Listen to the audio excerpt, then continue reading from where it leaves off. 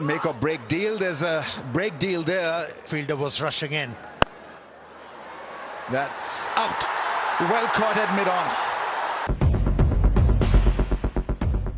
টি-20তেও 202 রানের লক্ষ্য তাড়ায় নেমে দারুণ শুরুর পর খেই হারায় বাংলাদেশের ব্যাটিং। তানজিদ হাসান তামিমের ঝোড়ো শুরু সৌজন্যে 3.5 ওভারেই 44 রান তোলে তারা। তারপর 12 রানের মধ্যে 5 উইকেট হারায়। সেখানেই মূলত ম্যাচ ফসকে যায় বাংলাদেশের। এর মধ্যে তাওহিদ হৃদয়ের উপর লিটন দাসের মেজাজ হারানো নিয়েও চলছে আলোচনা। পাওয়ার প্লে শেষ ওভারে রান না নেওয়া নিয়ে হৃদয়ের উপর মেজাজ হারান লিটন। পরের বলেই আউট হয়ে ড্রেসিং রুমে ফেরেন বাংলাদেশের অধিনায়ক। সেই ওভারের পঞ্চম বলে হাসান আলীর বল আলতো করে খেলেই রানের জন্য ছুটেছিলেন লিটন। দুইবার কলেও সাড়া দেননি নন স্ট্রাইকিং প্রান্তে থাকা হৃদয়। ফিরিয়ে দেন লিটনকে। এতে মেজাজ হারান বাংলাদেশের অধিনায়ক। ফিরে গিয়ে তিনি হৃদয়কে কিছু একটা বলেছিলেন। মেজাজ হারানোর পরের বলেই বাজে শটে ক্যাচ তুলে বিদায় নেন লিটন।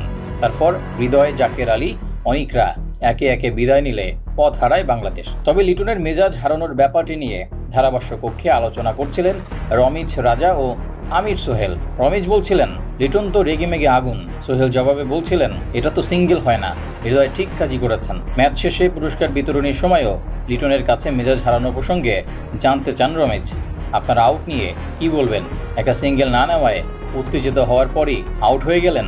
লিটন অবশ্য আউটের পেছনে কাউকে দায় দেননি, তবে সিঙ্গেল নিতে হৃদয়ে সাড়া না দেওয়াকে মৌলিক কাজের ব্যত্যয় বললেন। আসলে তা নয়, এটা মৌলিক ব্যাপার। আপনাকে মৌলিক জিনিসগুলো তো করতে হবে। পরপর 2টি উইকেট পড়ল, আমরা 2টি রান নিয়ে নিই।